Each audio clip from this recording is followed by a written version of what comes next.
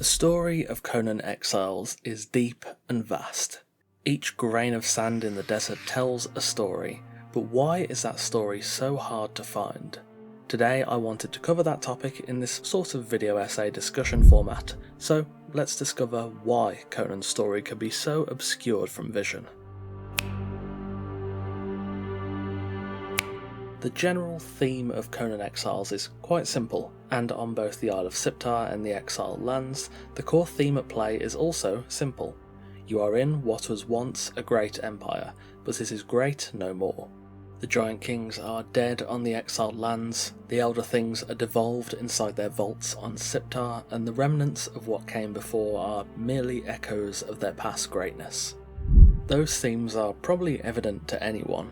The ancient ruins, broken bridges, signs of desolation that anyone could detect is something from a past civilization, but without seeking out the story, one's comprehension of the events before and in the present day of either map could be severely lacking. Even the introductory cutscenes to both maps don't really tell you all too much. They set up why you're there quite well, but not what has happened there before, or what you can expect to happen ahead. That obfuscation of the story is, I believe, a deliberate choice. But why would the devs make the story difficult to follow, or at least require the extra effort to do so? Well, let's talk narrative. Narrative design is a complex topic, but ultimately, I think you can boil it down to one of two approaches that will fit most video games: direct and indirect. Direct storytelling is pretty simple. Think of a game like Kingdom Hearts, Cyberpunk, Red Dead Redemption. These games tell the story directly to you, the player. You can skip cutscenes and ignore dialogue, such is the nature of an interactive medium like gaming, but the story is the core drive of the game itself, and by virtue of playing it, you interact directly with the story and it is presented as such. Your missions, the levels you complete, areas you visit are all governed by the larger narrative. On the flip side, you have indirect storytelling. The best example of this is of course Dark Souls. You can play through this game and probably most, if not all of the Soulsborne franchise without ever really knowing about much going on in the story. Though some of the aspects, like the areas you visit and the bosses you fight, are governed by the story, the game doesn't outright present it to you, and thus you can play and complete the game without really paying any attention to it. I know I completed Dark Souls 1 a few times without knowing really anything about the story, because outside of the opening and closing cinematics, very little is directly presented to the player. Instead, you have to find it out through environmental storytelling, item descriptions, dialogue, and more. Conan Exiles most definitely falls into the camp of indirect narrative. It's also notable for its somewhat non-linear storytelling, which is a staple of the indirect narrative genre. By nature of the player having to search out the information, they don't get it in a well-designed and linear stream. Let's look at this for example. In a direct narrative game with linear storytelling, game progress and player comprehension of the story will track pretty much perfectly. However, in an indirect narrative, non-linear game, whilst the game progress will typically track steadily, player comprehension of the story can jump around as they learn new information, contextualise past events, and learn things about stuff they've yet to encounter. That is the crux of it really. Indirect narrative with non-linear storytelling is a completely different experience than a direct narrative with linear storytelling. The way Conan communicates its game is far different to the way a Call of Duty campaign would, for example. But still, you have to ask, why does Conan use the method that it does? There are both pros and cons to both direct and indirect storytelling. If you want to tell a tight, structured tale, direct and linear is for you, but if the story is not the main focus, or if you want to increase the mystery and the depth of your lore, indirect and non-linear is the way to go. I believe that Conan Exiles uses indirect storytelling as a way to build intrigue, but also to stop the story getting in the way. The world of Conan the Barbarian isn't exactly black and white.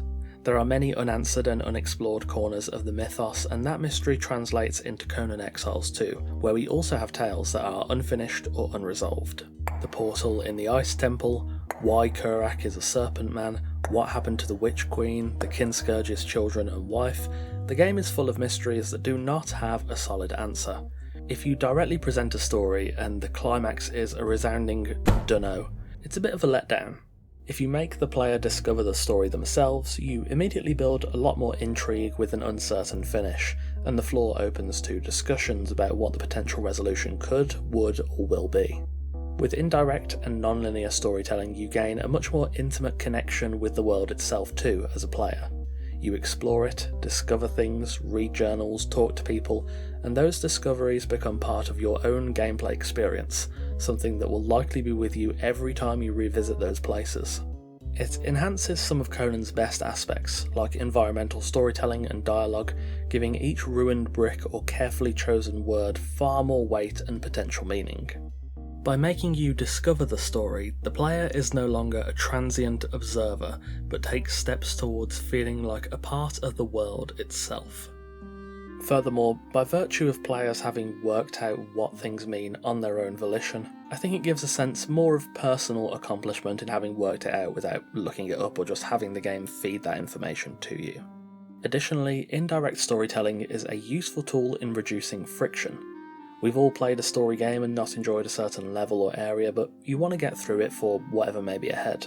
Indirect storytelling allows players who do not care about the story to put it aside almost entirely. There will be a fair amount of players, possibly the majority, that just want to play a survival game. They don't want to follow the story and know all the lore, and the indirect approach allows Conan to present the necessary information with the opening cutscenes and let the player loose.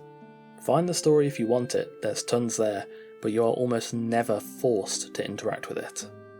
Ultimately, indirect storytelling and a non-linear narrative are great ways to not only build intrigue around the story, but also to ensure the players who don't care about the story are not burdened by it, and as Conan is an open world survival RPG, those traits seem ideal for it, which is probably why they chose indirect storytelling. Finally then, how has the choice manifested itself into the game? For Conan's faults with gameplay, issues with updates, etc., the delivery of the story and how it's explained is, for me anyway, always top notch. I enjoy indirect storytelling anyway, so I'm a bit biased in that aspect, but the way the story is delivered in Conan Exiles always serves to build intrigue, mystery, and theories around what could happen in the future, or be happening now, and can also further contextualise past events too. Ultimately, if you don't care for the story and you just want to build your base, play with your friends and clear dungeons, you can do so perfectly well with very little friction. Even though you would likely visit many of the same locations as players that are following the story, there is never any real need to interface with the wider story or the lore itself, unless you do want to follow the main quest and get the canon ending. Even then, because things are indirect and there are so many vectors of story communication, almost everything is valuable. The architecture of certain places tells you about the culture, the history, and its inhabitants. Item descriptions tell you about characters you've met, or about the wider world outside of the bounds of the game. Dialogue gives you enough information to work with, but doesn't spell everything out, letting theories build and mature over time. There's a very good reason why people still look for answers to Conan's mysteries. What happened to Telith and her children?